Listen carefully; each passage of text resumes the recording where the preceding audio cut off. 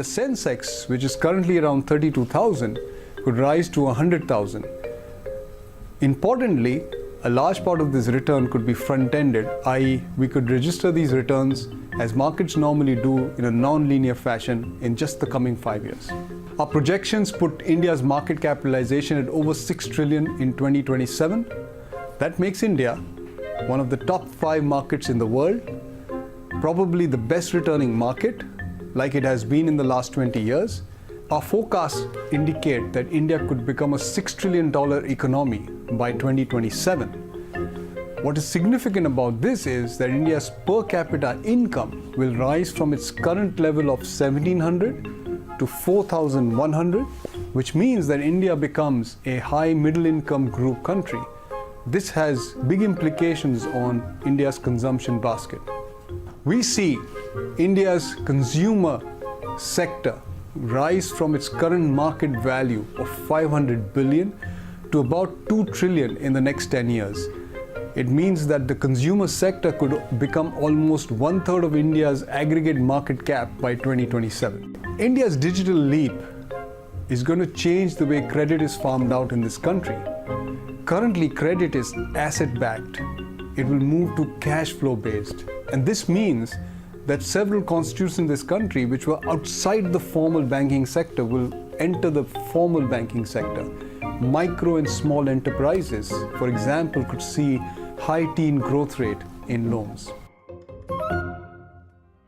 Well, that's Morgan Stanley's Ridhim Desai. I'm tempted to say reporting for Bloomberg Quint, but he's not. He's reporting on this fairly ambitious report that the Morgan Stanley team put together. It's called India's Digital Leap, the multi-trillion-dollar opportunity. And in this, you'll find some audacious expectations of the Indian economy.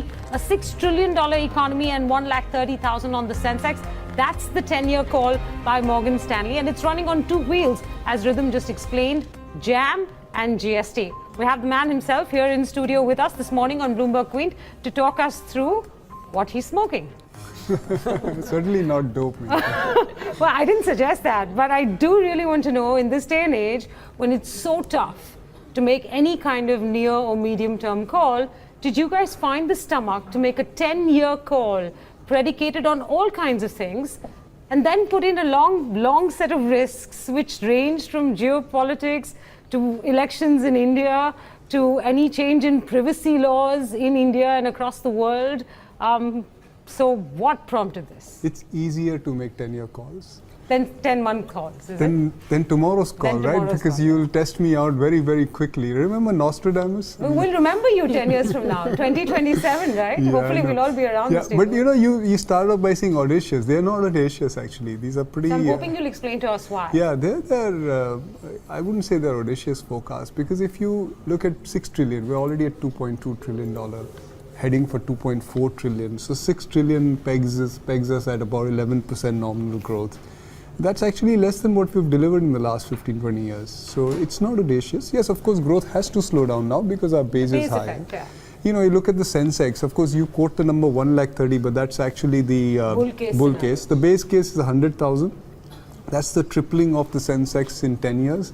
That puts us at about 11% CAGR. Which is the not so bad. 20-year CAGR is 17%. I'm actually calling for a substantial slowdown in returns. Again, fairly consistent with our inflation and macro conditions. And also, none of these returns should be seen without the context of the world. The world is also coming out of a very high return period. The last 30 years have been very good for equities. The next 30 may not be, because the world is aging. So India's returns will also reflect that type of slowdown in global equity returns. So yeah, I mean, they look audacious because they're these big headline numbers, but the underlying logic is actually not that out of line with some rational expectations. Okay, fair enough. One is the things that struck me the most, and it seems to be the central pillar of your report, Ridhim, a report that you and several members of your team have worked on together, and that has to do with you've done the combination of GST and JAM, and essentially what this means is more granular data on who's buying what in this economy, who's spending where in this economy, who's paying how much tax. And effectively what that boils down to is simply a bigger lending economy, right? Because banks and lenders have better data, consumers have the ability to borrow more with a growing economy, as you pointed out. All of this having a multiplier effect. Yeah. That's the central pillar of your report? Absolutely, Menka. So what does borrowing do in effect? I mean, if you look at it in very simple layman terms, borrowing is essentially bringing forward your future. Yeah. Right? You take your current income, multiply it by a factor, and you spend it. So you've spent your future income, now you're going to spend the rest of the 10 years paying down that debt. So that's how the American economy, or even in fact the Western overall economy, and more recently Chinese economy, registered those growth rates. For the US it was between 1980 and 2000, for China it was the last 10-15 years. There's a substantial increase in debt. Now for India, there were two impediments. First was cultural, which is that a lot of Indians don't like to take debt at the individual level. And the second was the banking system and the way it did its lending. So the first thing I think is now being overcome. So that's not actually to do with digital India. It is just a shift in culture, which is, I keep saying this so often, but my father never borrowed money. I've never borrowed money. Presumably you've not borrowed money, but the 20 and 30 somethings here in the Bloomberg studio are all sitting on borrowed money or looking to borrow money. They're looking to spend their future income and enjoy its fruits today. So that culture shift is happening. You can see that in personal loan growth. That's running in mid-teens. It's not coming out of any availability of data, but actually a culture shift. The banks are capitalizing on it. The second bit is on how banks did lending. So hitherto, banks did lending by providing a loan against collateral. So you put a collateral on the table, they value the asset, and then they give you a loan. It was not cash flow based. The Western world moved to cash flow based lending a while back. In India, we couldn't, primarily because there wasn't enough data available. Also because a lot of micro enterprises in India didn't pay taxes, so you couldn't rely on their claims on their finances. That will all change with GST. And the thing that's often forgotten about GST, and especially in the current situation where there are a few issues around GST, is that it's a fully online platform. All the filings that you make can be forwarded, which if is you can make any, given the current circumstances. See, I think you have to understand that we got 9 million enterprises that have got registered on it. There were bound to be teething problems. In fact, I revisited what we had written about this in May and June. And we were expecting it to be quite worse than what it is today. So in fact, it's been smoother than what the general expectation was.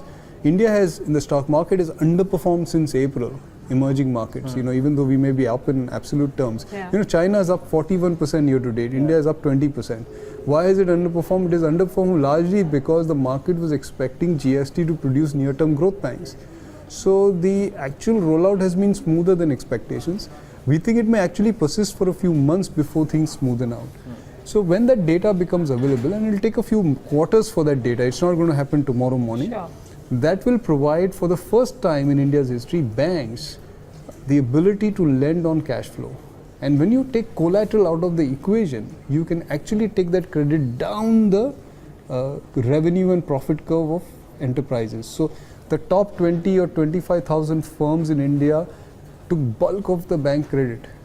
It was not a truly capitalist society. Now you can take that down to the 9 millionth firm in the country. Imagine what revolution that will create. That is what this report is all about. Okay, I know Neeraj and Neera have several questions, but I have one last macro question to ask you on this, and that is how much of this, you studied this India vis-a-vis US, vis-a-vis China, you also studied it vis-a-vis Japan when it came to the savings rate. How much of this expansion in the financial services sector, financial credit sector, is going to be supported by savings in any way? And therefore, what does it say about the structure of the economy 10 years from now? We've seen the US pay a fairly heavy price for what you've just described as consumerism, or capitalism, however you want to call it. So have you studied that at all and taken a look at whether the structure of our economy will be at all different? Yeah, that's as good a question can get. Okay, I think that's the best question I've been asked since we published this report. And very few people are looking at the other side of the balance sheet. because a lot of this is about the liability side, but the revolution is happening on the asset side in India. It's already underway, with or without digitization, because there's a big shift happening there. It's coming out of cumulative change in regulations. The fact that, if you go back to the 90s, and this will take a slightly longer response from me, Indian stock market was faced with back-to-back scandals. You go all the way back to 1992, and then we had one every year. We had a blow-up every couple of years. It took a while for SEBI to get itself settled in. It was formed only in 94. It took 5-7 years for them to actually understand the Indian market, to get rid of the archaic systems that were prevalent, and to make the whole thing electronic. It went electronic only in 2002. I remember that very vividly because we had a vault in our old office which we converted into a gym. Because we didn't know what to do with the safety vault because there was no paper to handle. So that's only 15 years ago. It isn't a long time ago that we actually had all these regulations come in. It takes time, but the cumulative effect of this regulation change, as well as a lot of money and time spent on educating investors, is that finally people in India have got the joke, which is if you want to invest or save for the long run, you have to save in a financial asset. Even better, save it in equities. So we're seeing this tumultuous